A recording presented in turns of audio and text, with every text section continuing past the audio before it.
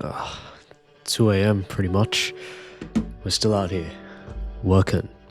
I actually want to talk about one of the most transformative aspects of how I run my business now that tends to go overlooked by a lot of people when they're trying to go full-time with their passion projects today.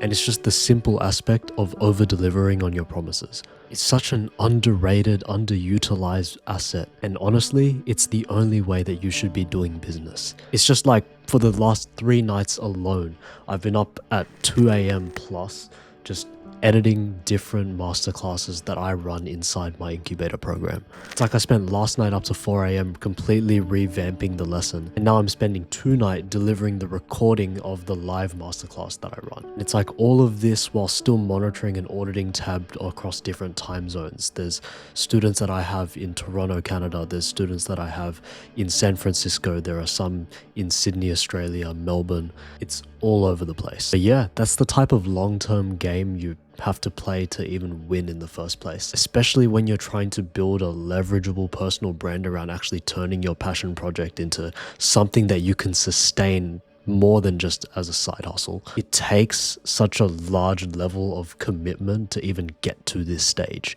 But with that in mind, there is a really, really big reason on why you should be over delivering to your clients. It's just because it's good practice. But it's like, I really don't get this whole idea of building all of this trust with your personal brand. You know, getting such insane traction, millions and millions of views, hundreds if not thousands of waitlist signups, all for you to throw it all away with a crappy product. Like, I give this example a lot to the clients that I do work with in the masterclasses, but coffee, I'm a very big coffee fanatic.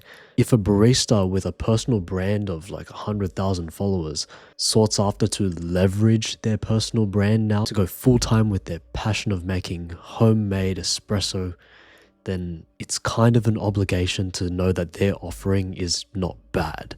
It's like a lot of the time, especially in the info space specifically for coaches, consultants, it's such a hard game to play because the entire space is now just plagued with people selling the lifestyle. They rent out Airbnbs, cars, go on first class trips, all to convince you that they know the secret towards going from 1 to 10 in turning a passion project full time, or just like whatever they offer. And I don't think there are enough people out there who are actually focusing on the delivery mechanism. Too many times you'll see high pressure sales tactics, and honestly, it just jades the space into looking like a scam. When there are genuine people, I have had mentors where I was pretty sketched at first, but they were genuinely some of the most transformative people I've met. And now sort of instilling everything that I've learned and the success that I've built from that, at least with where my incubator program is at right now, it is a massive win for me, having gone to my first 5 figures within a few months of launching this.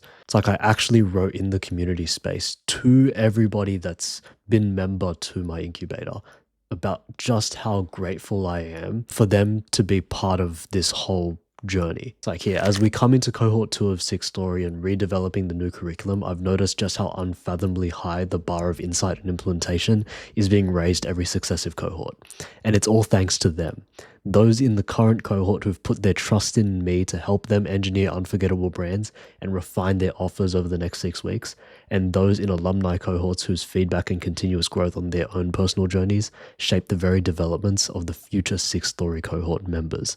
I pledge to do everything in my power to make Six Story the single greatest investment that you'll ever make for your brand, your offer, and building a life set under your own terms. So from the bottom of my heart, thank you.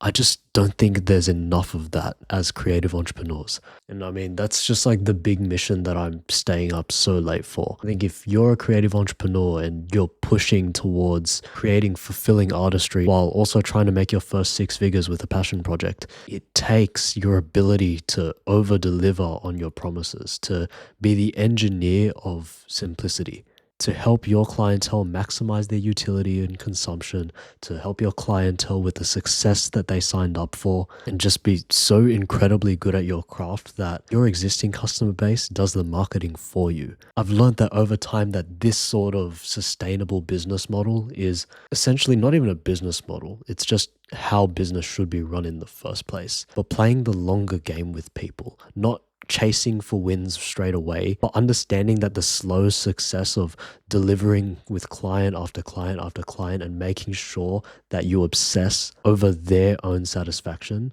is what I can wholeheartedly confirm is what will take you the furthest. Oh, that's a wrap. We've hit 2 a.m. So that's enough from me. But please, if you were to take home anything from this, I want you to play longer term games. I want you to be the over engineer of simplicity, and I want you to be forever grateful, and I want you to continue obsessing over how you can deliver so incredibly well that your existing customers do the marketing for you. Because yeah, that's what it takes. Take it from a 30,000 plus follower personal brand turned 5-figure entrepreneur within a few months.